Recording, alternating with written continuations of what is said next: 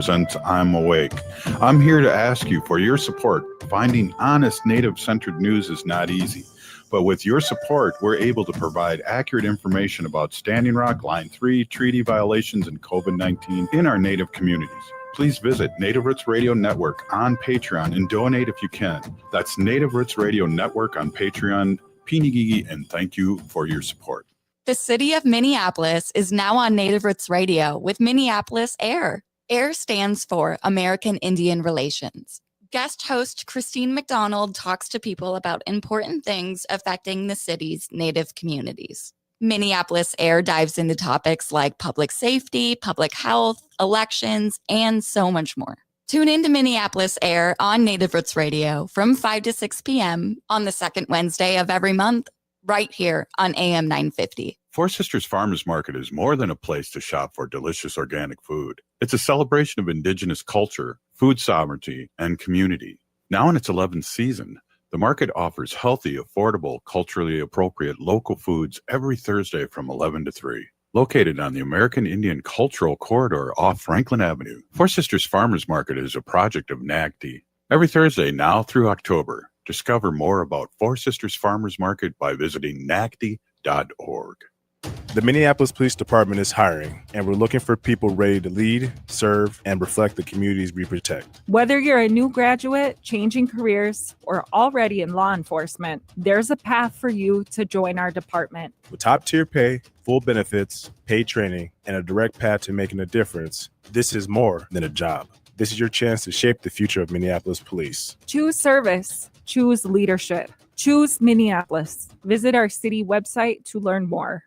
After 20 years of service, the Metro Blue Line is ready for essential improvements. A multi-year transformation is on the way, bringing a better, smoother Blue Line experience. Renew the Blue will preserve and protect a critical piece of our infrastructure investment, helping it remain a safe, reliable, and affordable transit option for many years to come. Learn more about Renew the Blue at metrotransit.org/renew-the-blue. Metro Transit, Renew the Blue.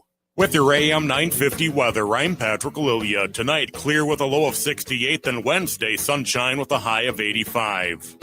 Maverick's Real Roast Beef has the best roast beef sandwiches in the Twin Cities and so much more. Add fresh fries or onion rings for a winning combination. Check out Mavericks on Lexington Avenue in Roseville, 1 mile south of Highway 36. Visit mavericksbeef.com. Portions of Native Roots Radio may be pre-recorded. It's a good day to be Indigenous. Get up, stand up. They are going to become more brutal. Because all the hippies were trying to be Indians anyway. They're going to become more regressive because it's a matter of dollars and their illusionary concepts of power. Hey, Victor. We must live in balance with the earth. And also with recent happenings at Wounded Knee. I am awake. Welcome to Native Roots Radio Presents I'm Awake, and I'm your host, Wakanja Hade. Hey, Kadagi to all my friends and relatives in 4 directions. You are listening to Native Roots Radio Presents I'm Awake, and I'm your host, Robert Pilot. Hey, we discuss local, national, Native news and events. And as you know, Native issues are human issues, and human issues are Native issues. Hey, we have our friend Maren on here, and we have a red alert and some positive things happening. Maren, I want you to take it away because we got some important things happen here in the Twin Cities, and so much support, but we need some more support and some more help. So welcome to Native Roots Radio. Thanks again, Robert. I really appreciate that. It's a huge chimigwich to you and everyone out there listening in Indian country. And just want to give everyone a couple updates about the Native American Elders Day, 2nd annual. That's tomorrow. It's from 10 to 3 at Veterans Memorial Park, 6335 Portland Avenue. The event starts at 10 a.m. We have Linda Eagle speaker. We'll do the prayer. And we have Jerry Dearley's the MC. We have a character artist. We have a photo booth. We have raffle prizes, bingo. We have a couple guest speakers coming. We have so many sponsors that helped out within Urban Indian Country amongst the urban agencies that I'm beyond grateful for. I just would like to give a couple shout outs to one, AICDC for purchasing the Red Lake walleye we're having. the Mille Lacs ban for their discounted hotel rooms, because we have tribes. White Earth just messaged me. They're here. Grand Portage.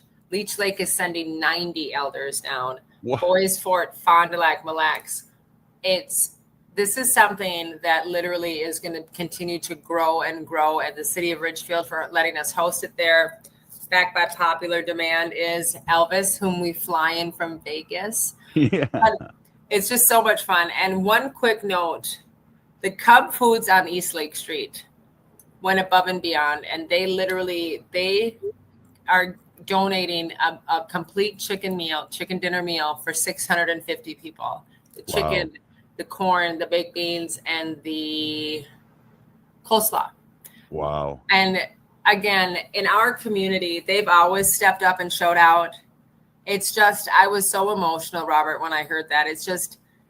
I'm still emotional when I talk about all these things that we should be doing for our elders, that hopefully this will get the ball rolling, because I shouldn't have to be out here hustling to get money to do this. Although I don't mind it, because I'm really good at asking. I'm not good at taking no for an answer. But I just feel that this is so important to our elders. It's the talk of the community. It's the talk of northern Minnesota right now. And with all these bad things going on and our elders not getting services and Spirit Care stepping up to do this, it's just a really big deal to them. It might be small potatoes to some, but this is a really big deal to them. And the T-shirts we're getting made this year are fantastic. And if people, we still are actively looking for donations, and people can go to my website, spiritcareservices.com. And Robert, I hope you post that later also, but whatever people can donate we're grateful to. Volunteers for serving and clean up our what's needed now. But I'm so excited about tomorrow, and the weather looks like it's really going to be great. That's awesome. And I want to give a shout out to the Cub Foods. We were talking a little bit before the show. Their family is boots on the ground, and I believe it was owned by the Applebombs way back when. And just a big shout out to them. They've been in the community supporting for so long, and I just can't say enough. That's just amazing. I think as a community, as a whole in urban Indian country here, everyone's really stepped up, because people have reached out about what can I do? I want to volunteer and everything. And my brother, Chris, is the volunteer coordinator, but we have an amazing committee also. And it just, none of this could be done by an individual. This is a collaborative, a community event. And especially with, the other, the shootings that are going on. And NPR News is going to be there to do a story on us. I've reached out to some of our local news stations, haven't heard anything back, which is understandable. Everyone's busy. I would feel like, again, these elders deserve recognition, but everyone with social media now, they'll be posting it. But it's just, again, we have some surprise speakers coming. So nothing that I'll share, but because I would love for them to be surprised. But the raffle prizes, awesome. Just bingo prizes, gift cards. It's just, it's just something that they deserve. Now, I know at Goodwill, they call elders 55 years old. What's the cutoff here? Because I'm 64. I'm an elder in my tribe. You certainly are. We know for our elders, especially with our life expectancy amongst Native Americans, it's 55 for sure. Yeah. And again, this we're having many vendors there, and we're not turning people away, right? It's Native American, Indigenous, but we're not that people anyway. We're all so hospitable that we want people to come. We want people to enjoy. We want people to be amongst other people. And it's just, this is a day to give thanks for being who you are and still being here as who you are. And it's so exciting, because our elders are our gatekeepers. They're our storytellers, our language holders. These are the ones that we turn to when we have questions about life, right? One of the biggest things that I would love for volunteers to do when they get there is talk to elders. You never see an elder light up so much as you do to hear them talk about their childhood. Yeah. Without social media or phones or electronics. So. Yeah, definitely. Let's give those the date and the time and the location again. Yep. So it's tomorrow, September 17th, from 10 a.m. to, well, we're on Indian time, so we're hoping to start at 10 and hoping to end at 3, but we all know how that goes. You know, God laughs at those who make plans, right? Yeah. So from 10 a.m. to 3 p.m., Linda Eagle speaker said she'll be there at 9:30 for the prayer. Jerry Dearly is our MC. The Little Pro drummers are drumming for us.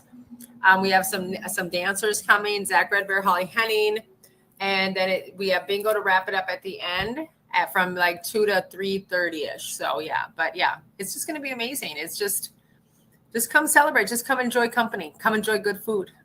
Absolutely. And then also give where people can donate, because we have allies out there that have really been helping you out. And again, I can't say enough about Cub, but there's many of them. Yes. And so you can go right to our website and there's a link to click on, or we take cash and check, Venmo, PayPal, Venmo when you get there, but it's spiritcareservices.com. Right on. So anything else now? I know a big hit last year. Now this is the second annual. A big hit was Native Elvis. Talk a little bit about him. Oh, no, we didn't have Native Elvis last year. He was booked.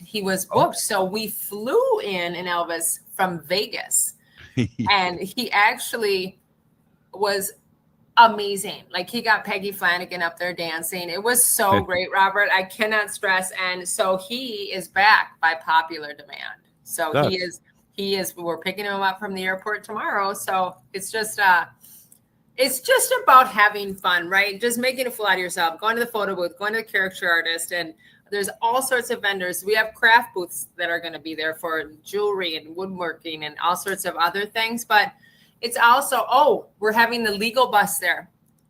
The legal bus will be there for questions about land trusts, wills, living wills. Wow. Yes, because our elders need to know about, hey, do I have my red, white, and blue card? I'm turning 65. How do I apply for Social Security? These resources will be there to answer these questions, so you don't have to worry about it, because I'll tell you what, Robert, navigating the system is impossible for any. I wanted to throw my phone out the window. It was insane. And so I can't even imagine how difficult it is for an elder to have to do that. It's so frustrating. So we have those resources there to answer these questions for them. Wow, great. I will see you tomorrow, and I don't know how long I can stick around because, I got to get ready for the show, but this is awesome. Thank you so much for coming on. And you're so welcome. I'm starting to feel like I could maybe fill in for Christine McDonald if you need a guest host sometimes, because she's so bad. She's so bad ASS that I feel like to step in her shoes, I could try. Wow. I like to hear that. That's awesome. Hey, kidding. No, but yeah, she's awesome. She'll be there tomorrow. So great. I need a break every once in a while too. Thanks, Maren. We'll see you welcome. Tomorrow. Gigawaba man. Hey, next up, Dr. Statley. This is Native Roots Radio. Hoa. After 20 years of service, the Metro Blue line is ready for improvements. A multi-year transformation is on the way, bringing a better, smoother Blue line experience. Renew the Blue will preserve and protect a critical piece of our infrastructure investment, helping it remain a safe, reliable, and affordable transit option for many years to come. Learn more about Renew the Blue at metrotransit.org/renew-the-blue. Metro Transit, Renew the Blue. The Minneapolis Police Department is hiring, and we're looking for people ready to lead, serve, and reflect the communities we protect. Whether you're a new graduate, changing careers, or already in law enforcement, there's a path for you to join our department. With top-tier pay, full benefits, paid training, and a direct path to making a difference, this is more than a job. This is your chance to shape the future of Minneapolis Police. Choose service. Choose leadership. Choose Minneapolis. Visit our city website to learn more. Four Sisters Farmers Market is more than a place to shop for delicious organic food. It's a celebration of Indigenous culture, food sovereignty, and community. Now in its 11th season, the market offers healthy, affordable, culturally appropriate local foods every Thursday from 11 to 3. Located on the American Indian Cultural Corridor off Franklin Avenue, Four Sisters Farmers Market is a project of NAGD. Every Thursday now through October, discover more about Four Sisters Farmers Market by visiting nagd.org. Minnesotans age 65 plus might qualify for Health Partners Minnesota Senior Health Options. The easy all-in-one plan includes personal support, coverage for medical, prescription drugs, and dental, plus many extra benefits. Eligibility information is available at healthpartners.com/oneplan. Health Partners is a health plan that contracts with both Medicare and the Minnesota Medical Assistance Medicaid program to provide benefits of both programs to enrollees. Enrollment in Health Partners depends on contract renewal. I'm Lieutenant Governor Peggy Flanagan, and I want to be your next United States Senator, and you are listening to Native Roots Radio. Welcome back to Native Roots Radio Presents I'm Awake, and this is Robert Pilot. Hey, welcome back, everyone. We are with our friend, Dr. Statley. Great to see you, Dr. Statley, CEO of Native American Community Clinic here in the Twin Cities, and our friend, and it's great to see you.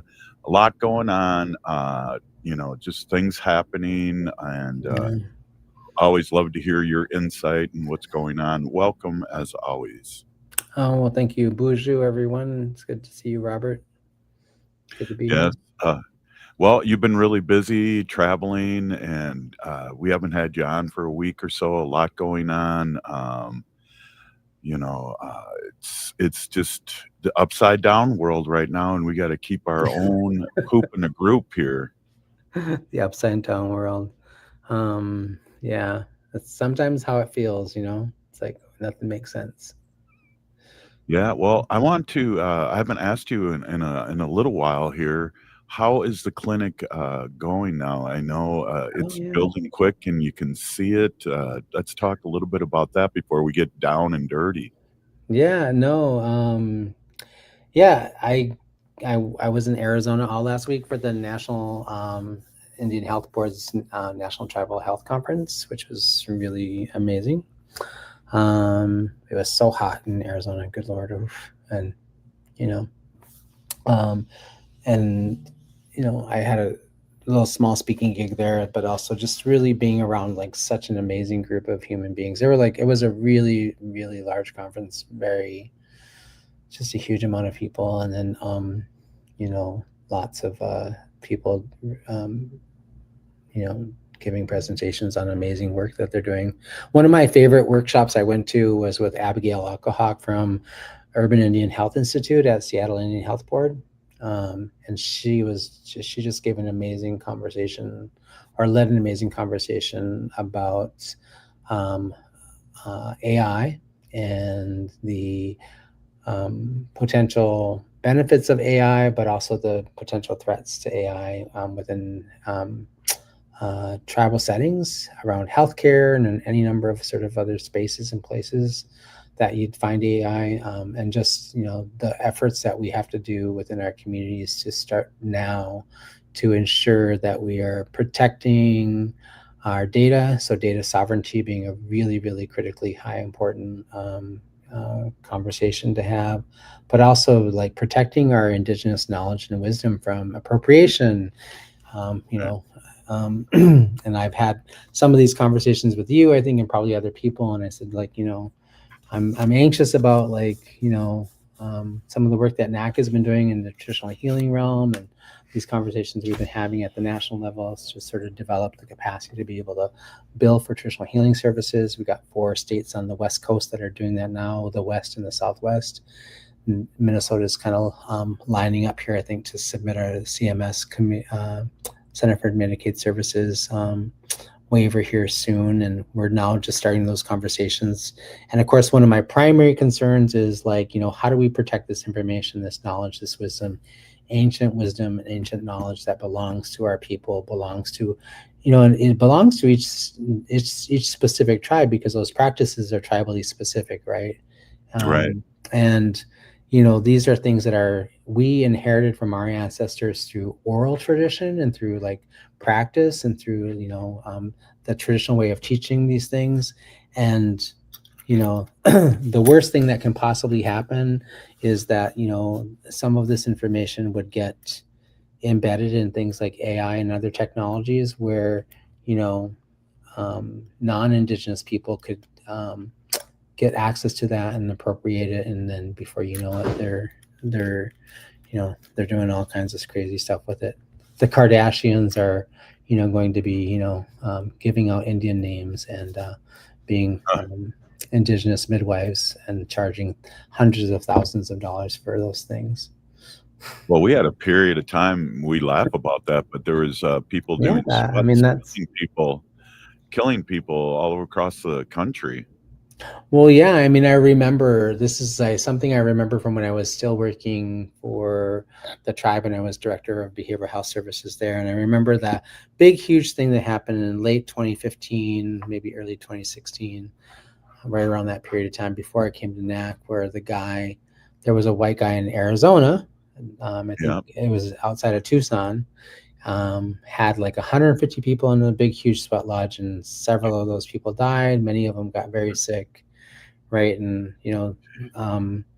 this is not uncommon to see in, among,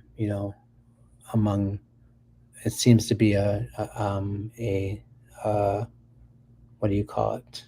I guess, an oversight for a lot of white men specifically who are doctors or other kinds of, have authority identity issues where they think, oh, I can go to a thing, I can watch it a couple of times, and all of a sudden now I can tell myself I know how to do this, and then they end up harming people.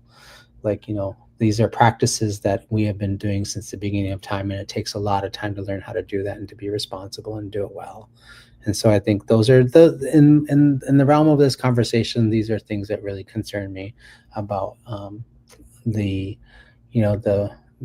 potential harm that artificial intelligence can do in its impact on tribal people. We're already seeing the impact of those things in climate and all kinds of settings. So, we got to kind of fight the good fight where we need to be able to. I know lots of places are talking about this. This is one place where, it's really where we have to begin to start thinking through, like, our sovereignty, our indigeneity is what makes us who we are, and we have to protect that. Not just for ourselves, but for the seventh generation down the line. So. Absolutely. I wasn't even thinking of that. I was thinking more of the lines of when people look up on the, what is that, Ask a Doctor website, and they become, and I'm just going to AI this and treat myself.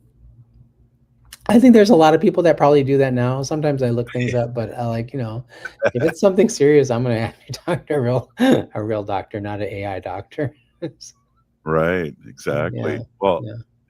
And again, it can be used really in a good way. Well, I think there's lots of things. I mean, Abigail Echohawk, in her conversation, she did a lot of really great ways of demonstrating how we could actually build into the walls and the framework of AI.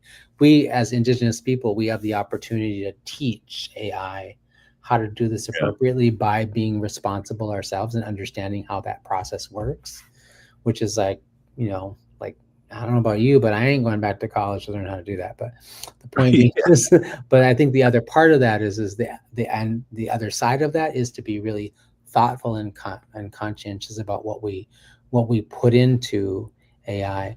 She mentioned in her talk, she said there were people, New Zealand, the Maori down in New Zealand were recognizing that some folks had been sort of taking elements of their language that they had been putting and using in like documents and AI and stuff like that were proliferating AI. And then they were seeing in that space, that artificial space, like misrepresentations or misinterpretations of their language. Because so like just recognizing, I think one of the things that was really like an eye-opening recognition for me, because I have used AI for a couple of different things, I like write a letter, clean this up, I write this thing, clean this up. That anything and everything you put into AI becomes the property of AI unless you explicitly determine, like especially the ones that are open and free, like free ChatGPT that you don't pay for. Right. That becomes the property of those people that develop that system.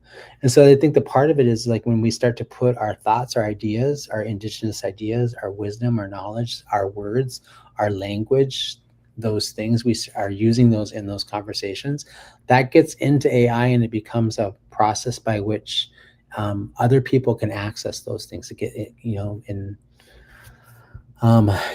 see it being proliferated throughout AI. So it just it was an eye-opening conversation for me to be in, because because I have to be thoughtful and cautious about my responsibility as an Indigenous leader about how to use this tool appropriately and protect what's ours, our indigeneity, our language, our culture, our medicines, our practices, our wisdom. Those things don't belong to me. They were given to me, and they're for me to give on to the next generation. And it's profound. I spent a lot of days thinking about it after that. And I haven't really thought about that until you brought it in, because I use AI also. Every once in a while, I'll go, what's going on in Indian country? And I'll ask AI that question, and it'll pop stuff off with pretty much research, going to all these websites and giving me some highlights to talk about. So it's pretty interesting, because what you put in, they keep, and we forget about that. Yeah. And then it becomes their proprietary information. But anyway, skipped over your whole first question, which is yes, the clinic is coming along great. I came back from my trip, and I'm like, there's a whole nother floor on top of the one that was there when I left. I was like, oh my God, this is moving at lightning speed. So yeah. We'll talk more about that in the next segment. Hey, we're here with Dr. Statley, CEO of Native American Community Clinic here in the Twin Cities, Minneapolis, and we'll be right back.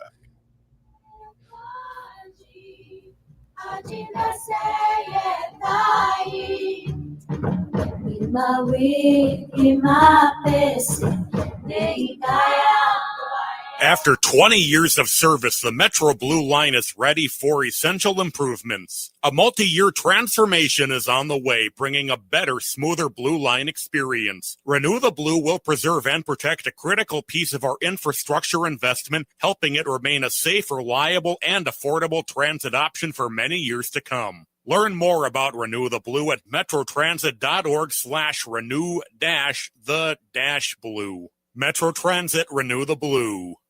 The Minneapolis Police Department is hiring, and we're looking for people ready to lead, serve, and reflect the communities we protect. Whether you're a new graduate, changing careers, or already in law enforcement, there's a path for you to join our department. With top-tier pay, full benefits, paid training, and a direct path to making a difference, this is more than a job. This is your chance to shape the future of Minneapolis Police. Choose service. Choose leadership. Choose Minneapolis. Visit our city website to learn more.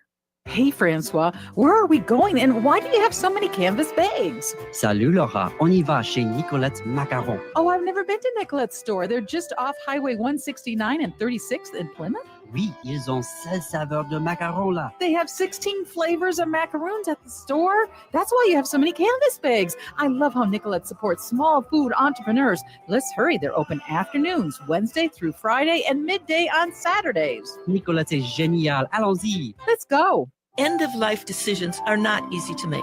Hi, I'm Mary T. of Mary T. Hospice Care. It's important to make sure that this difficult time is meaningful and comforting to you and your loved ones.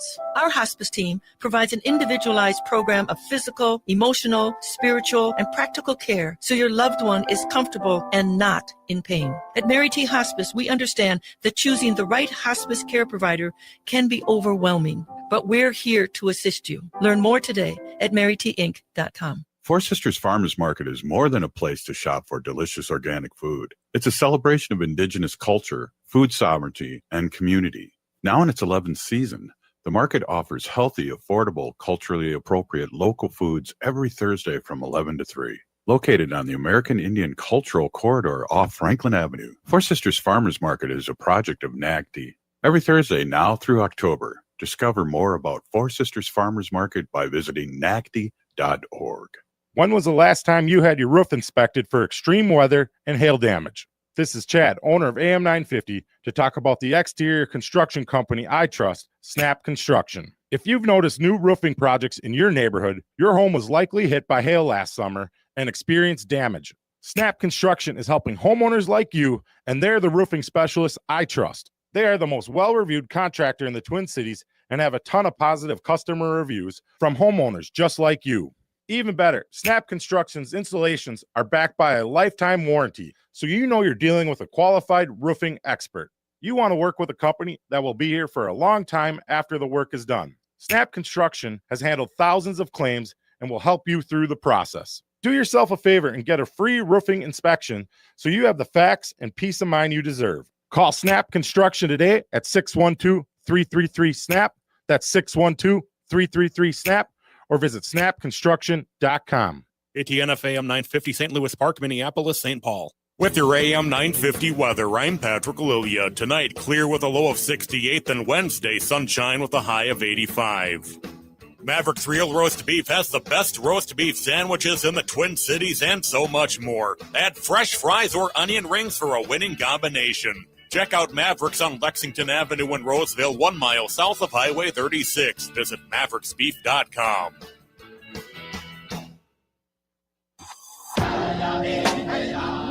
Hi, this is Representative Sharice Davids from Kansas. I'm Ho Chunk, and you're listening to Native Roots Radio. And we're back to Native Roots Radio presents I'm Awake, and this is Robert Pilot. Hey, welcome back, everyone. This is Native Roots Radio, and I'm with our friend Dr. Statley, who's the CEO of Native American Community Clinic here in the Twin Cities, Minneapolis, and we had a really interesting discussion about AI.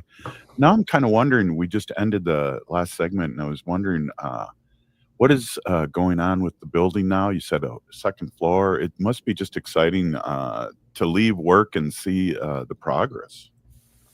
Yeah, it's pretty exciting. I was like, first of all, I left on Monday, came home Friday evening. So it's been a week since I've been in the office. And when I came to work this morning, I was like, and yesterday my kid had a surgical procedure, so I worked from home. But I came into the office this morning, I was like, what? Because when I left, it was like still the I guess the underground parking structure part was still being completed, but they were starting to put the floor on the first floor, the foundation for the first floor in place. And I came back and the floor is pretty much done on the first floor, and they're starting to prepare to make the next level up. So, in a week or so, we'd have the 2 floors of the clinic built, right? Wow. In theory, in maybe 2 to 4 weeks, we would have that. So by the end of September, mid-October. And yeah, it's happening so quickly, and it's really exciting to see. And, I'm profoundly fascinated by, this is not the first construction project I've bore witness to. I've seen them all. It's the first one that's happening kind of quote unquote in my front yard. So I get to see it on a regular basis. So I'm a little bit more fascinated by the rapidity of it. And then more fascinated by the actual machinations of it, that it's watching this stuff happen. I'm just I'm like, good Lord. How did they figure out how to do it? Right. Well, when we were little kids, we watched that all the time, whether it was but it is fascinating. I remember being a little kid, and I remember when they were building the IDS tower in downtown Minneapolis. Because my mom used to take us to the dentist in the Fauché Tower, which used to be the tallest building in Minneapolis back when we were little kids, right? And so I remember watching the IDS tower being built and just being fascinated by that. And so this is a little bit different because it's right in my backyard, and I'm just going I had no idea they could build things this fast. It's like, well, remind our listeners what we're talking about, because I don't want to be talking in code. There's people always jumping on and listening. Sure, yeah. NAC is in the process of building a brand new clinic. We closed on our funding January-ish, February-ish for our new building, which we are building in the parking lot of our existing building in space. Amazing. So we're operating in our current building, which is this little dilapidated 1-story, 21,000 square foot building that's part of the Ancient Traders Market, that was built back in the 80s. And we own the big parking lot in front, and we learned that we could build a brand new clinic in a new building in that parking lot. So we raised, between us and our housing partner, we raised around $57 million to break ground in June. I think late May, early June, we broke ground. So we're about 3 months in, and the project is moving at lightning speed. And we are building a 2-story clinic that is, brand new with underground parking for the housing that's going to be above 4 floors of housing, deeply affordable housing for people living in our community that are struggling with, houselessness and or episodical sort of transition in and out of housing. We will be, opening hopefully this time next year, the last quarter of 2026. So somewhere between, October to the end of December, we'll be opening the building. Wow. And, and while we have a construction crew doing that, we're busy in the clinic running the day-to-day operations like we are currently right now. And we've been lucky because we haven't had a tremendous amount of disruptions in the construction project. It's been managed really, really well with our partnership with Frana is the main construction group that's responsible for managing that. They've done an amazing job at sort of like, trying to stay on time and manage challenges. We had a couple of challenges, but they've managed them well. And not disrupt the flow of the clinic traffic. We've been able to continue to serve people. Our clinic has my operational team and the people working on the project have done a really great job of pivoting and making sure that we're informing people on Facebook, on all of our socials. We have a text messaging program to all our patients that are sort of signed up for that. They get a text message with construction updates and any changes to the, what door you're supposed to go in this day. We've created, as much support for both our patients and our staff for parking because we took away their parking lot. Yeah. So we created a new parking lot on the eastern side of the building. We, have signage along 21st Street and the surrounding area about how to get to us. And, we're doing our thing. Really Where's the inflatable colon going to be? That's my. I don't know that there's space for the inflatable colon. We haven't really figured that out. I'm sure, well, when we're done finishing the building, we'll tear down the existing building and build a new parking lot in that place. And once we get everything in place, we'll continue to do our community events, probably in our new parking lot and our new plaza. We have a beautifully designed new plaza between our new building and the Maria's space. So that place will be a place for public gatherings and holding events and a few other things. And we'll be doing most of our stuff there. And I'm sure there will be some way to fit the rolling colon in somewhere, but. Well, that's news to me. I guess I haven't been paying attention that you're going to raise that area, the old clinic, and put that area in there. So that's really cool. I didn't know that. Yeah. And it's hard to believe that this time next year we'll be close to the end of building.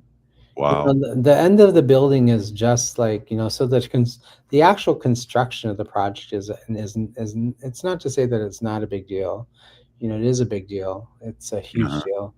We're doing a really big thing. And, it's my greatest honor and privilege to be able to sort of like shepherd some of that, or even, be on the team that helped create the space and opportunity for that. I think it's going to be, I've described this before in other spaces as sort of like my legacy project, my love song to the community. The way that in my role as the leader of this organization, I'm able to demonstrate my love for the community, the love that I have for the people and the work that we do, and just my gratitude to be able to give that kind of a gift to the community. And it's not my gift. I just created this opportunity. And so, that's but also, it's like, I'm sure when we get close, I'll be weeping by then. Yeah, well, we'll have to put, maybe a lock of your hair in the time capsule in the side, and people can open that up in 100 years and make another Dr. Statley with your DNA. Oh, wow. Yeah, well, let's not go too far. The first 23 years of life or so weren't all that great. I don't know that people want to replicate me in whole. Well, look at now. It's always gets darkest before sunrise, and look at what you're doing now. So, yeah. But what you got to go through.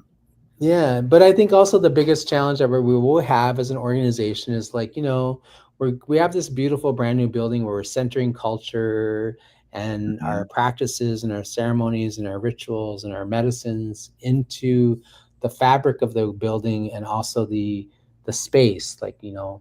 I've said to people, I want you, when you walk through the front door, I want you to feel like you're walking into a ceremony, like you're walking into a healing space, a lodge. So that feeling and that sense is what we're trying to replicate.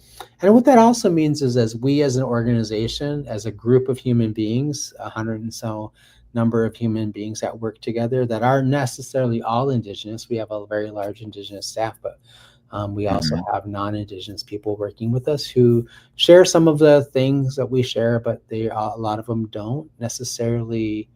It's not that they don't share them; they may not necessarily have a lot of knowledge and wisdom about those. So between now and the time we open up, we're going to spend a lot of time trying to reshape the culture of the organization and the team and the workforce, and make sure that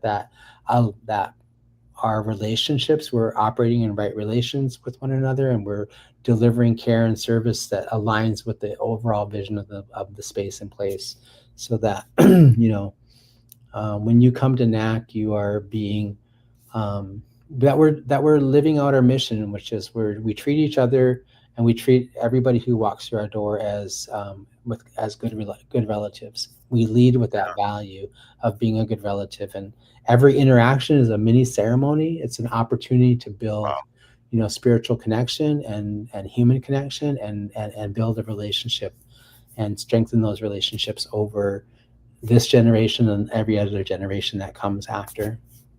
And that's kind of what we're trying to create. So, yeah. Well, I'm sure you will. That's amazing. Just hearing you say that and speak about that, I know.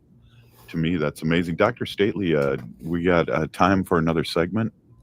Yes, I'll hang out I'd love to hang out. Great. I'd like to see with what's going on nationally, too, how you're protecting your soul and your family's soul and what's going on, because it's dark times now, and it's been for a while. So it's good to see you, and we're going to be right back. This is Native Roots Radio, and we're with Dr. Statley of Native American Community Clinic here in the Twin Cities, Minneapolis. We'll be right back.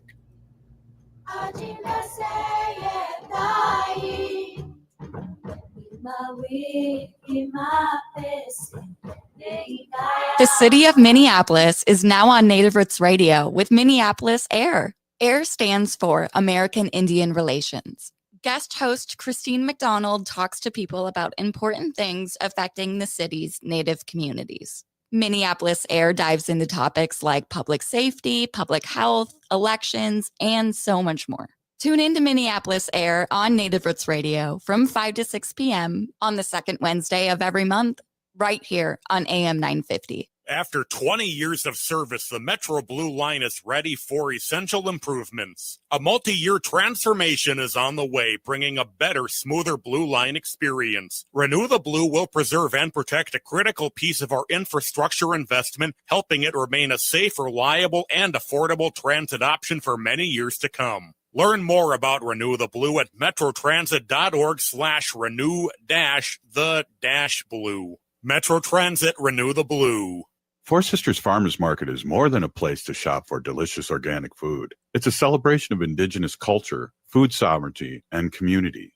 Now in its 11th season, the market offers healthy, affordable, culturally appropriate local foods every Thursday from 11 to 3. Located on the American Indian Cultural Corridor off Franklin Avenue, Four Sisters Farmers Market is a project of NACD.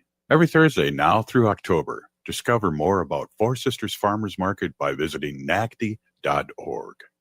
The Minneapolis Police Department is hiring, and we're looking for people ready to lead, serve, and reflect the communities we protect. Whether you're a new graduate, changing careers, or already in law enforcement, there's a path for you to join our department. With top-tier pay, full benefits, paid training, and a direct path to making a difference, this is more than a job. This is your chance to shape the future of Minneapolis police. Choose service. Choose leadership. Choose Minneapolis. Visit our city website to learn more.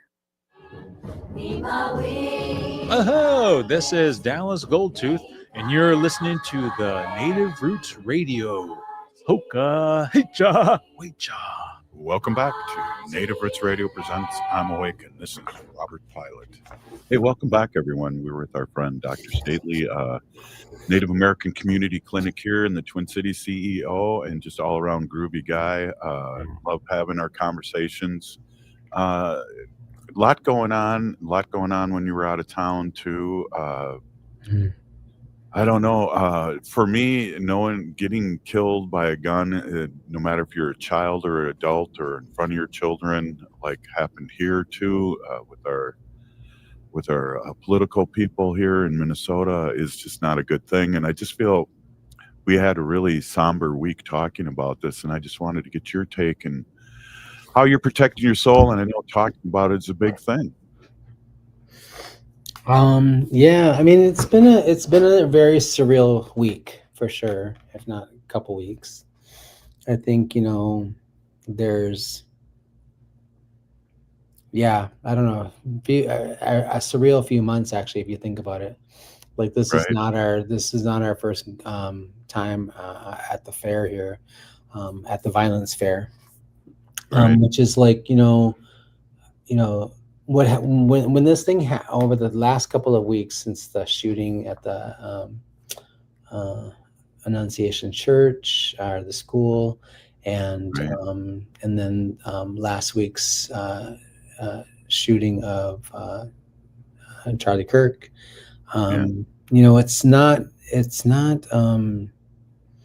it sparked in me and then even last night there was a shooting in the encampment up on houseless encampment up on Lake Street near the 35W bridge, right? And some folks lost their lives. And I think one of the things that I would just say is like that it makes me, the Charlie Kirk shooting actually it reignited for me all those emotions and feelings I had when Representative Hortman and her husband were shot and killed, and then also the Senator Hoffman and his wife. Right. And and the thing about how just I'm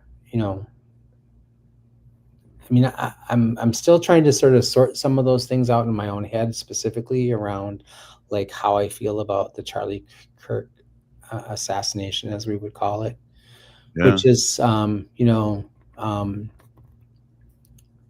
there's, of course I feel horribly, and I feel sad and by the things that are going on in our society. I feel sad, and I'm never happy that somebody is shot and killed. I'm never happy that somebody dies. That to me just is flies in the face in this of my value system as an Indigenous man, and the way that I try to walk the earth. Right. I try to live by that value of our original instructions and the grandfather teachings that we have as Ojibwe people, are the Dakota value system, which is, be a good relative. These are our, for lack of a better way of describing it, these are our stone tablets that Moses got, and that would be probably the closest way of sort of describing that for white people if they didn't know what we're talking about. But the thing is that of course, those things that we learn, those teachings that are given to us, are much more expansive than just what is mentioned in those conversations in the Bible. I think one of the things for me is like, that's the roadmap that I have been given as an Indigenous man to teach me how to walk this earth. And am I going to do it perfectly? every single moment of my day, every single day, as I walk. I'm not going to do it perfectly. I'm going to have a lot of, I'm going to make a lot of mistakes, right? Mm-hmm. And hopefully some of those, the majority of those mistakes, if not all of them, won't be seriously egregious and certainly not harmful to someone else, right? That's my goal. Right. And so I don't ever wish violence on anyone, and I don't really wish that bad things happen to people. That said, I also recognize that, Creator, God, Allah, Mm-hmm. whoever you want to sort of like call your higher power. your higher power, your higher being, that you sort of like, they give us that being, and that entity gives us individual choice, gives us free will, right? To walk this earth and either walk that path, that good red road, or to sort of meander and fall off and go in a different direction. And that direction can sometimes lead to really horrible things, horrible outcomes for people, even horrible outcomes for our own selves, when we're not thoughtful and paying attention. And so I think from that context, I'm like, Charlie Kirk, as a human being, he had a right to live. Right. He shouldn't be murdered or killed for his thoughts and his ideas. And we should be able to have a discourse and a conversation in our society where we disagree or we have different ideas and we share those ideas. But it also, and we shouldn't be afraid to have those conversations and be worried that we're going to be killed for those conversations. Right. That's just like, that's Do very you remember cavemanish, I think. Yeah. Do you remember Governor Wallace, the Southern governor? Yeah. He changed his way of thinking in his later years of life. So Charlie Kirk is never going to have that opportunity. And No. way. That's the thing, is like, one way of thinking of it is he's robbed of that opportunity, right? He's robbed of his opportunity to sort of have a change of heart and a change of mind.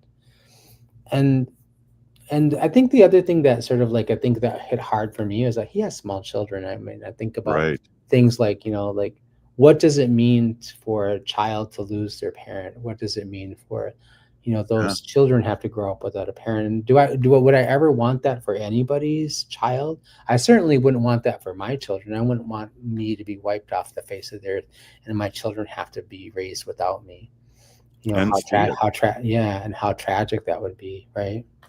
It took 20 years before we saw the Kennedy assassination, JFK I'm talking about. And this was out there. I mean, I couldn't help but see it on YouTube and all over, which really was amazing in not a good way.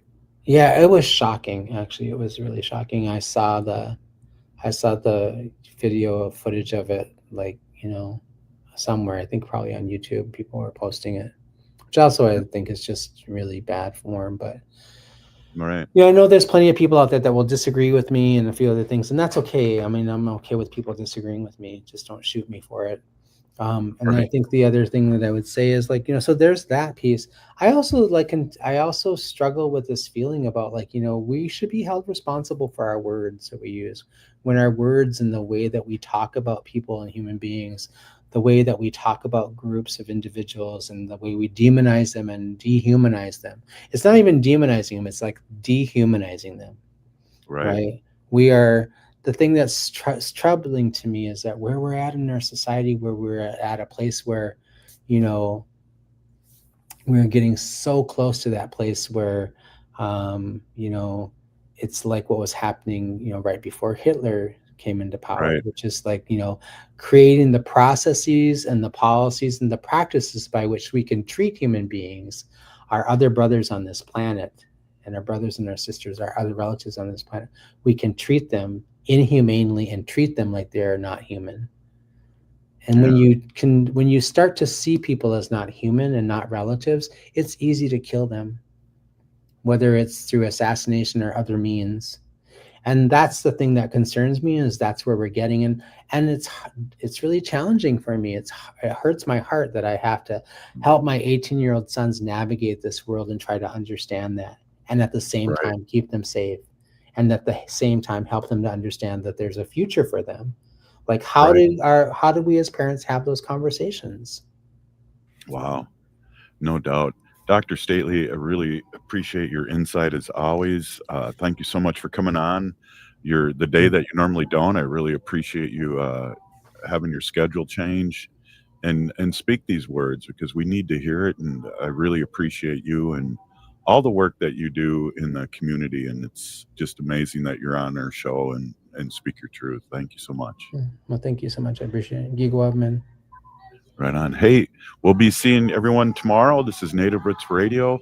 We're still here. We are the seventh generation. You need to resist, divest, join a group, run for office. This has been Native Roots Radio. See you tomorrow.